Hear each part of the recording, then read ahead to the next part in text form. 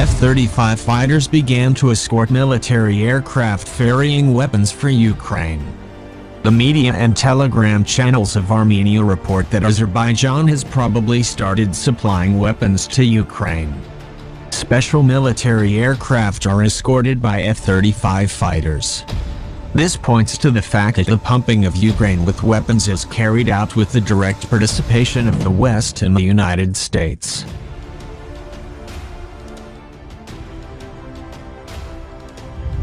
Another flight from Baku escorted by F-35 to Poland with a cargo to support Ukraine against Russia. There is a high probability that weapons and ammunition are on board, reports the Armenian telegram channel Republic of Artsakh. It is known that this is not the first flight.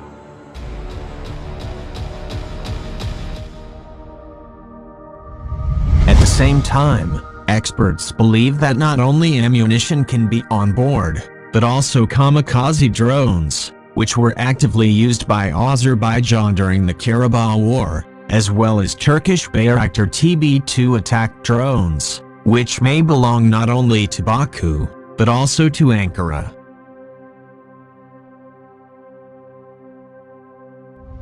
Moreover, there are very serious concerns about the information that additional air defense systems and even tactical missile weapons may be transferred to Ukraine.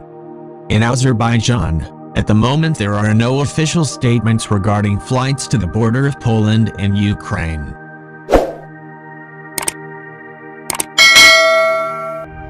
The Dutch are sending rocket launchers for air defense. The Estonians are sending Javelin anti-tank missiles. The Poles and the Latvians are sending Stinger surface-to-air missiles. The Czechs are sending machine guns, sniper rifles, pistols and ammunition.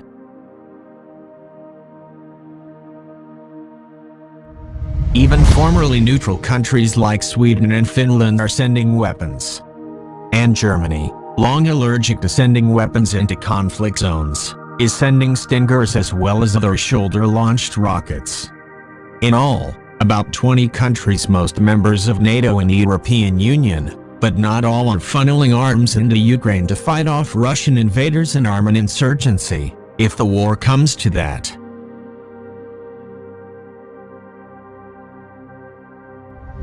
At the same time, NATO is moving military equipment and as many as 22,000 more troops into member states bordering Russia and Belarus, to reassure them and enhance deterrence. The Russian invasion of Ukraine has brought European countries together, minds concentrated by the larger threat to European security presented by the Russia of President Vladimir Putin.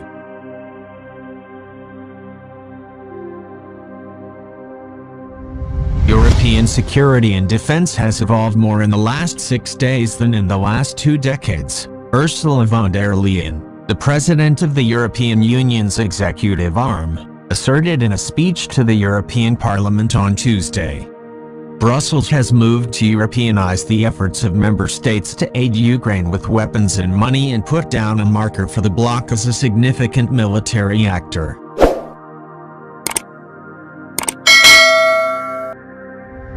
But whether European weaponry will continue to reach the Ukrainian battlefield in time to make a difference is far from certain. However proud Brussels is of its effort, it is a strategy that risks encouraging a wider war and possible retaliation from Mr. Putin. The rush of lethal military aid into Ukraine from Poland, a member of NATO, aims, after all, to kill Russian soldiers.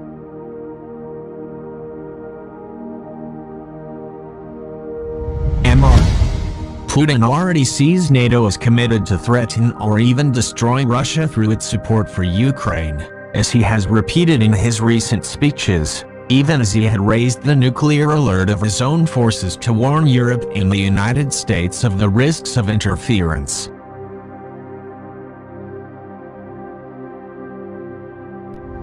World wars have started over smaller conflicts, and the proximity of the war to NATO allies carries the danger that it could draw in other parties in unexpected ways. Jens Stoltenberg, the NATO Secretary General, hit his constant themes again on Tuesday as he visited a Polish air base.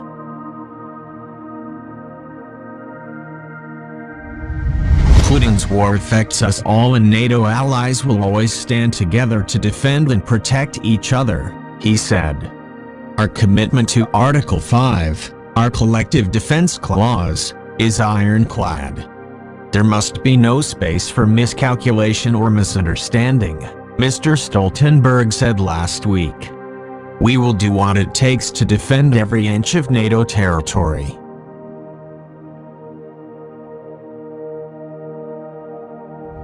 But for now the fight is in Ukraine, and while NATO and the European Union have made it clear that their soldiers would not fight Russia there, they are actively engaged in helping the Ukrainians to defend themselves.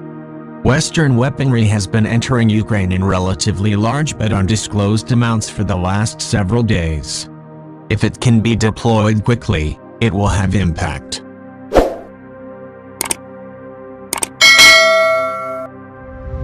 Speed is of the essence as the Russian invasion of Ukraine proceeds, and while Ukraine's border with Poland remains open, Russian troops are trying to surround cities and cut off the bulk of the Ukrainian army east of the Dnieper River, which would make resupply much more difficult.